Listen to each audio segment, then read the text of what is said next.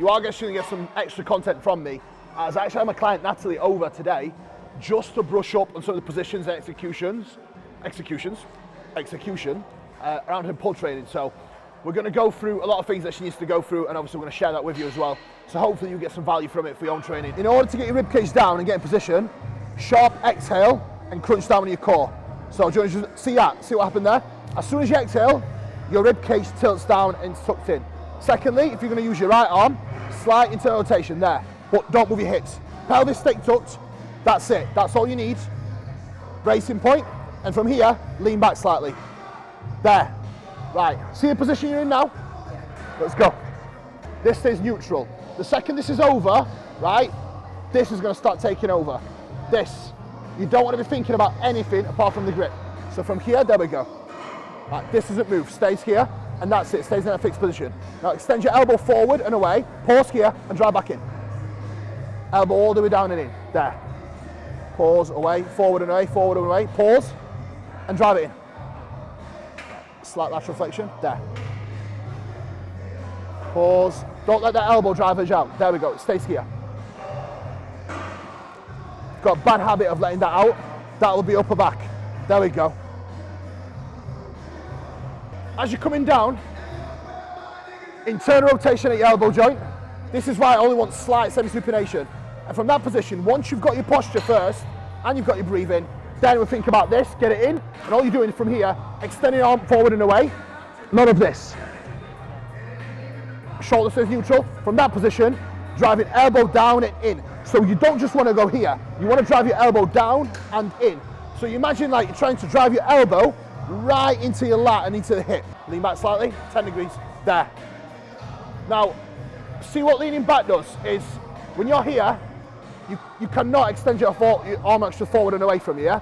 When you lean back slightly, perfect position. Yeah? Right. Now, seated, single arm pull down. Again, it's more of a, I would say just a different variation from this. So we are going to progress from this. Once you stall this, we're probably going to move on to this. Now, same principle, right? Again, never want to see any of this, right? Grip, wrist stays completely straight. The second your wrist is bent, your forearms and your biceps will engage, right? Get your position, pelvis tucked, always. We don't want any of this ever. Pelvis tucked, sharp exhale, ribcage tucked, core crunched, slight lean back, see my opposite side shoulder, internal rotated, arms extended away with no shoulder protraction. So my shoulder doesn't ride up, shoulder stays neutral. From that position, elbow down and in, and then extend forward and away. See the line of force here? It stays vertical in line with my arm. So we don't want to drive through the fist like this. All we do, this does not exist. From here onwards doesn't exist. All you're thinking about is elbow drive down and in. Once you gain posture and position first. Again, breathe in. Inhale into your rib cage at the top. Same principle when you're standing. So I do standing as another variation after my leg day.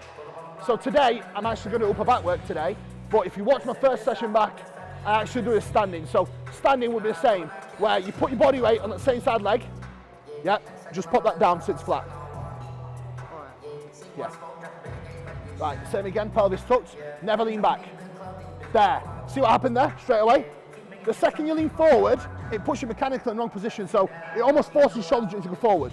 We want to stay here, pelvis tucked, lean back slightly more. Stand up straight. That's it. See the difference now? And again, elbow down and in.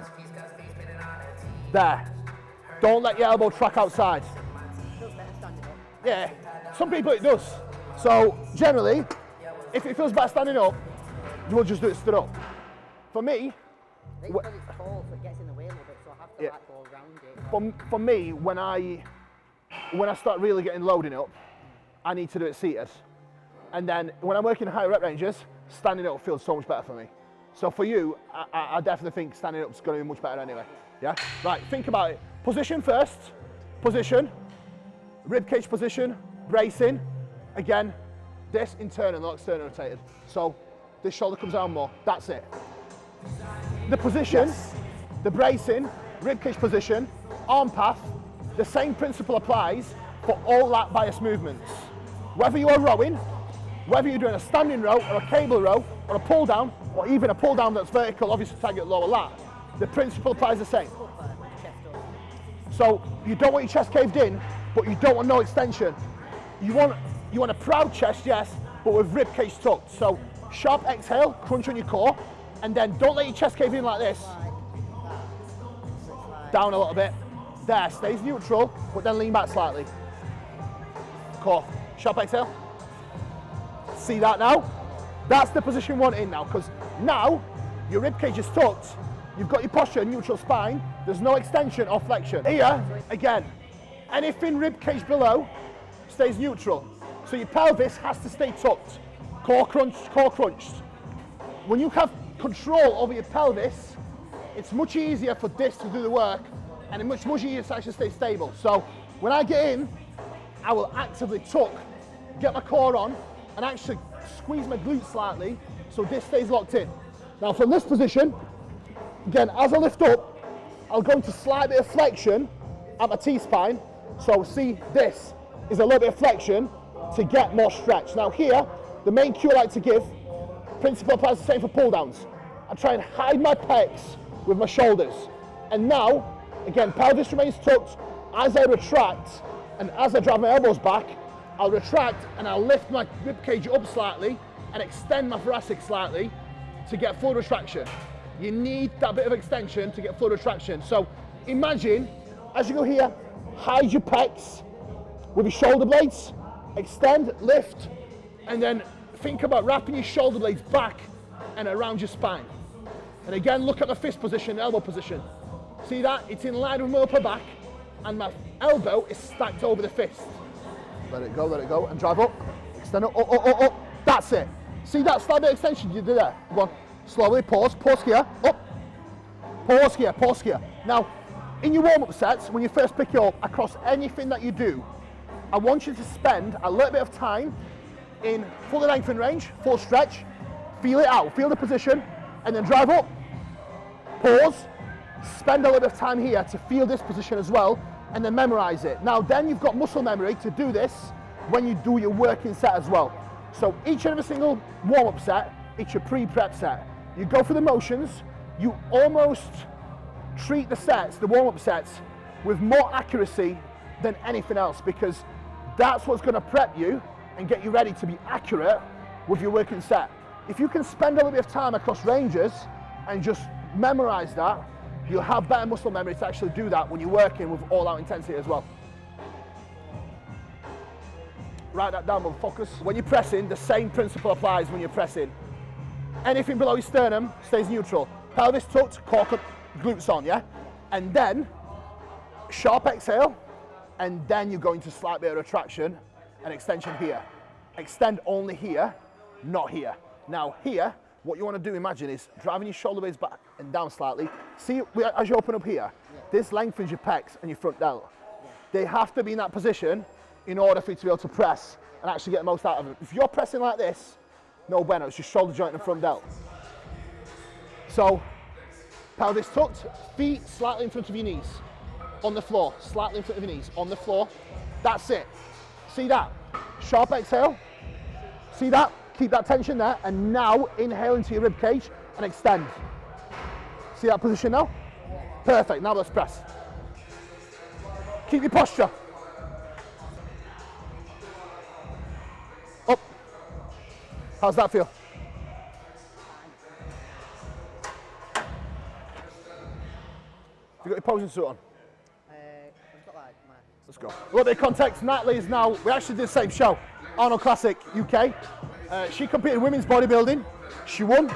Massive well done. Now, we are actually going to transition into women's WPD, so women's physique. Now, I believe for women's physique, she's going to be the one. So, she's 4 weeks into her health phase / recovery phase, and I would probably say considering she's in health phase, minimum training volume, she's eating probably more calories now than she has been entire prep. Again, I didn't prep her, so I'm not going into that. She's been working with since the show. I think she's doing an amazing job. So again, she's exploding, and she's still very lean. She feels healthy, and she's getting sushi a lot as well. So that helps. But I think the main thing that's contributed towards this is programming and training. and really taking care of her recovery and just day-to-day work. So I believe post-show, people like Natalie, who are very, very on it, like myself, they need extra attention to make sure everything's nailed down. And I think so far I managed to nail it to 100%. So you're going to get to see some shots now, 4 weeks post-show, and she's setting herself up for a superb off-season ahead. So I'm fucking excited for it. Knees out a little bit, knees out a little bit. Yeah. Glutes on, a little bit. See that? When you put your glutes on, knees out, and sit back into it a little bit there. That's it. Blow out. Shh. That's it. As soon as you blow out, midsection tightens up. Fucking hell. Glutes in a little bit, tuck them in a little bit. That's it. Hold that there. Chest up. That's it. A little bit more. That's it. Sharp exhale. Beautiful. Yeah. Elbows higher. Open, wider. And open up your delts. Yes. Open your hands wider. Open up, open up, open up. Lift your chest up. More. That's it. Way better. Right. Relax your shoulders. See how you've got a lot of cap here now. As you open up, don't do a lateral. Literally just drive your shoulders forward and up. Don't tense your shoulders, relax. Right, so as you open up, don't lift your arms up. Open up, but pop your shoulders forward. See that? That's all we need to do. So these stay relaxed, and all you do is push them forward and up. Sharp exhale. That. Right, look what happens to your midsection. Sharp exhale. Sharp exhale again. See that? That's it. Shoulders down. Beautiful. Create tension between your tricep and your lat. And open. You've got a bad habit of like you're riding a bike, it flattens off your shoulders. That's what you need. Don't tense your shoulders, yeah? Yeah, honestly. Do that again, do that, hold that, hold that. Yeah, do it, do it. Yeah, look at that now. That's fucking sick.